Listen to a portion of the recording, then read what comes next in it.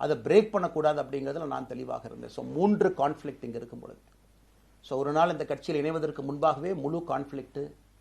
அன்னைக்கே ரஜினிகாந்த் ஐயா பேசி அந்த ஃபோன் காலுக்கு முதல் முறையாக மறுத்து, ஐயா மன்னிச்சுக்கங்க என்னால் வர முடியாது என்று சொல்லி பாரதிய ஜனதா கட்சியில் அடுத்த நாள் இணைத்துக் கொண்டேன். அதன் பிறகு சூப்பர் ஸ்டார் அவங்களை பார்த்து மன்னிப்பு கேட்டேன். அவரும் பெருந்தன்மையாக அவருடைய அரசியல் பாதையை அவரும் பெருந்தன்மையாக அடுத்து தீர்மானித்தார்.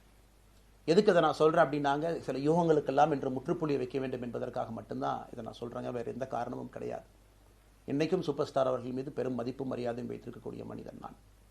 அதே நேரத்தில் பாரதிய ஜனதா கட்சியை பொறுத்தவரை இந்த 6 ஆண்டு காலத்தில் எப்பொழுதும் ஒரு விஷயத்தை விட்டுக் கொடுத்தது கிடையாது. தமிழ்நாட்டினுடைய அடையாளத்தை விட்டுக் கொடுத்தது கிடையாது, மண்ணை விட்டுக் கொடுத்தது கிடையாது, கலாச்சார பாரம்பரியத்தை விட்டுக் கொடுத்தது கிடையாது, நம்முடைய தண்ணீர் நீரை விட்டுக் கொடுத்தது கிடையாது. நிறைய பேர் என்கிட்ட கேட்பாங்க, குறிப்பாக இந்த பகுதி இந்தியாவில் வரும்பொழுது, அண்ணாமலை நீங்கள் தமிழனா இந்தியனா அப்படின்னு கேட்பாங்க.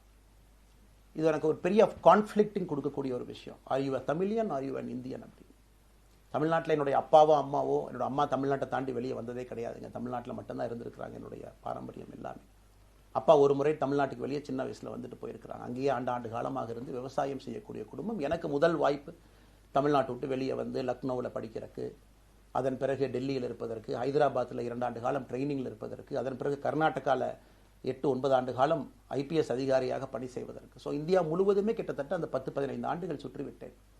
அதனால் நான் எப்போதுமே சொல்லுவேன், நான் ஒரு பெருமை மிகுந்த இந்தியன், ஒரு பாரம்பரிய தமிழன் என்கின்ற அடையாளத்தோடு எல்லாத்துக்கிட்டையுமே சொல்லுவேன். அது இந்த கான்ஃப்ளிக்ட் சில பேருக்கு ஒரு எட்டர்னல் கான்ஃப்ளிக்ட் ஆச்சு. இன்னைக்கு தமிழ்நாட்டினுடைய அரசியலும் கூட ஒரு பெருமை மிகுந்த தமிழனாக இருக்கணும் அப்படின்னா நான் ஒரு இந்தியன் என்று சொல்ல வேண்டிய அவசியம் இல்லை அப்படின்னு நிறைய கட்சிகள் அங்கே இருக்கிறாங்க.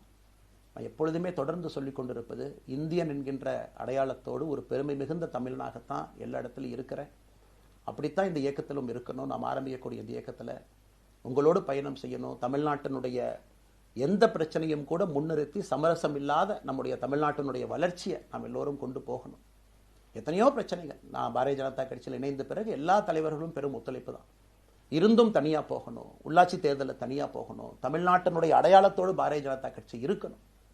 தமிழ்நாட்டினுடைய அடையாளம் மிக முக்கியம் என்பதற்காகத்தான் அன்னைக்கு தலைவர் திரு JP நட்டா அவர்கள் நிறைய பேர்த்துக்கிட்ட பேசி நாம உள்ளாட்சி தேர்தல் தனியாக போகணும், அதே போல தான் லோக்சபா தனியாக போகணும். ஏதோ தனிப்பட்ட முறையில் எனக்கும் இன்னொரு கட்சிக்கும் பிரச்சனை இல்லை. பாரதிய ஜனதா கட்சி ஒரு தமிழர் அடையாளத்தோடு களத்தில் இருந்தால் மட்டும்தான் அது தமிழர் நலத்தை முன்னிறுத்தக்கூடிய கட்சியாக இந்திய அடையாளத்தோடு இருக்க முடியும் என்கின்ற ஒற்றை நம்பிக்கை மட்டும்தான்.